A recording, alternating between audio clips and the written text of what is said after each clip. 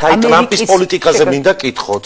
ის პოლიტიკა, რომელსაც თქვა ქართული ოცნება ამბობს, რომ თანხმედრაში არის საქართველოს ხელისუფლების და ამერიკის შეერთებული შტატების ახალი ადმინისტრაციის პოლიტიკა. თქვენ ტრამპის პოლიტიკას ლადნაკალდავა ეთანხმებით?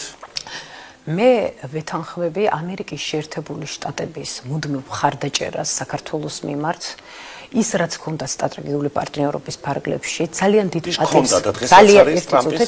ახლა გაწყვეტილია, მაგრამ ძალიან დიდი პატივისცემით იმ 4-ვე ჯგუფს, რომელიც მოქმედებდა ქარტიის ფარგლებში, განსაკუთრებით პირველი ჯგუფი, რაც იყო თავდაცვის და უშიშროების მიმართულებით და 4 წელი შეკრებილი არ იყო ეს ჯგუფი, რაც შეეხება ტრამპის კონკრეტულ გამონათქვამებს, ეს მას აქვს თავისი ხალხის მიმართ, თავისი ამორჩევლის მიმართ. იუსაიდი, რომელიც საქართველოშიც მოქმედებდა, ეთანხმებით ტრამპს ამაში, რომ გასაუქმებელი იყო? არა, ტრამპს არ უთქვამს მე ვაუქმებო. მათ აიღეს რაღაცა ლოფტი, რომლის პერიოდშიც მათ უნდა გადახედონ ამ თანხების განკარგვას. ხო, მაგრამ მე იცით რას არ ვეთანხმები, ქართული ოცნება რატო არის გავხარებული ამ ფაქტით, იმიტომ რომ USAID-ის დახმარებები საქართველოში შემოდიოდა 90% იყო ხელისუფლების გავლით, ანუ მთავრობის გავლით ხდებოდა, ჯერ 90% მიდიოდა ინფრასტრუქტურულ პროექტებში და შემდეგ უკვე ჯანდაცვა, სოციალური მიმართულება, საგანმანათლებლო მიმართულება, შესაძლოა მისაღები არის, რასაც ხედავ. ტრამპის პოლიტიკა არის ქვეყნის შიგრით მათი გადასაწყვეტი. ზელენსკიზე განცხადებები, რომ იქ არჩევნები არის ჩასატარებელი, რომ 80%-იანი ბარიერი აქვს. აი ამაში ეთანხმებით თქვენ? ეს არის მისი შიდა პოლიტიკის. არა, უკრაინას ეხება ის. უკრაინას რაც შეეხება, ვხედავთ, რომ ყველანაირად ცდილობენ ცეცხლის შეწყვეტას და სამშვიდობო მოლაპარაკების მიღწევას და ამიტომ 80%-იანი დაუვარდა რეიტინგი. ასე ფიქრობთ თქვენ თუ არ ფიქრობთ? ასეთი რამე. რომ ზელენსკის რეიტინგი აღარ აქვს. მე ნუ მოლაპარაკებთ მე არ მოვსულარ აქ როგორც ექსპერტი ტრამპის პოლიტიკის გასარჩევად და ამიტომაც გეუბნებით მე მოწვეული ვარ დღეს როგორც ლელო ძლიერი საქართველოს პოლიცსაბჭოს წევრი და გესაუბრებით იმ საკითხებს.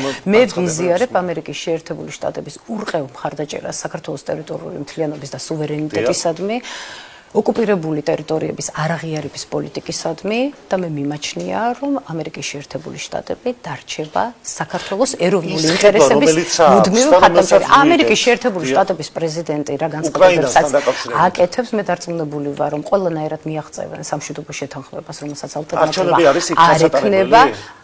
ამ საკითხებზე მე დღეს თქვენთან საუბარს არ დავიწყებ. ზელენსკი აკითხავდა არჩევნებს, ხო ითხოვდა საქართველოში არჩევნებს და ოპოზიციის განცხადებებს ეთანხმებოდა და თქვენ თუ ეთანხმებით დღეს ამერიკის პრეზიდენტის განცხადებებს, რომ უკრაინაშიც ჩასატარებელია, რომ ზელენსკის რეიტინგი 4%-მდე არის. ასე ფიქრობთ თუ არა?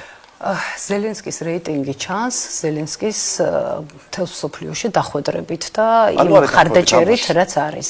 რაც შეეხება დანარჩენში და პოლიტიკურ საკითხებს, ამას გაარკვევენ თვითონ იმ ქვეყნების ლიდერები და ის სამშვიდობო მოლაპარაკებების ფორმატი, რაც ახლა მიმდინარეობს, ჩვენ ვფოკუსირდეთ საქართველოზე, საქართველოში რა არის გასაკეთებელი, რა არის საქართველოში შესასრულებელი და პირველ რიგში ეს არის ჩვენი ქვეყნის გაძლიერება დეპოლარიზაციის მოთხოვნით, რაც მთავარი იყო, მაგრამ სამწუხაროდ სიძულვილის ენის გარდა და დაპირისპირების გარდა ქართული ოცნების მხრიდან ჩვენ არაფერი არ მიგვიღია და მთავარი რაც იყო იმ მოთხოვნებში 12 რეკომენდაცია ევროკომისიის, რაც გადავიდა 9 რეკომენდაციაში, ალბათ ჩემთვის პირველი სწორედ ეს არის, იმიტომ რომ სისხლიანი ბანერები და პოლარიზაცია ამ ქვეყანას და ზოგადად საქართველოს სახელმწიფოებრიობას უქმნის საფრთხეს და ამის შემდეგ დამარცხებული საქართველო მარტივად იქნება.